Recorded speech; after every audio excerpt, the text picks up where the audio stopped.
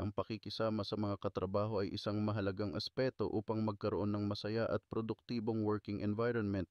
Ang isang maayos na relasyon sa opisina ay hindi lamang nagpapaayos ng samahan, kundi nagbibigay din ng kalinawan at kasiyahan habang nagtatrabaho.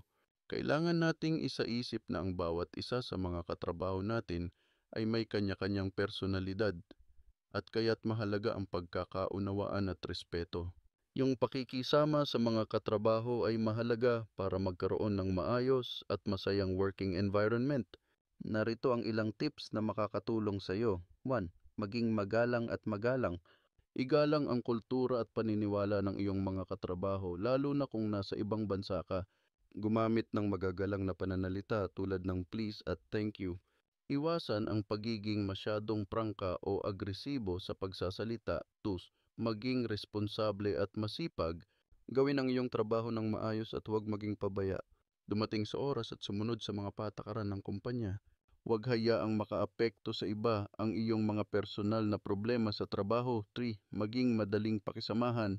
Makisali sa mga usapan at activities sa trabaho, pero huwag pilitin ang sarili kung hindi komportable. Matutong makinig at iwasan ang pagiging dominante sa usapan. Huwag maging tsismoso o tsismosa, lalo na sa mga negatibong bagay. Maging matulungin at maunawain. Kung may bagong katrabaho o nahihirapan ng iba, mag-alok ng tulong kung kaya mo. Huwag magdamot ng kaalaman, lalo na kung may nagtatanong tungkol sa trabaho.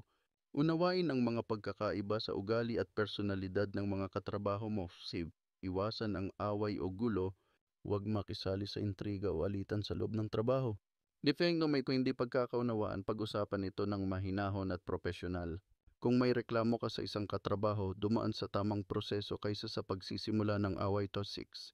Alamin at igalang ang kultura ng iyong lugar. Kung nasa ibang bansa ka, alamin ang kanilang kultura at tradisyon sa trabaho.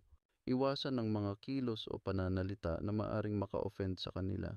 Sa pagiging mabait, professional at madaling pakisamahan, mas magiging magaan ang iyong buhay sa trabaho at mas magkakaroon ka ng magandang relasyon sa iyong mga katrabaho. Kung umabot ka hanggat dito sa dulo ng video ay siguradong nagustuhan mo ang ating paksa. Kaya sana iyong suportahan ng aming channel para sa mga susunod pang video. Maraming salamat.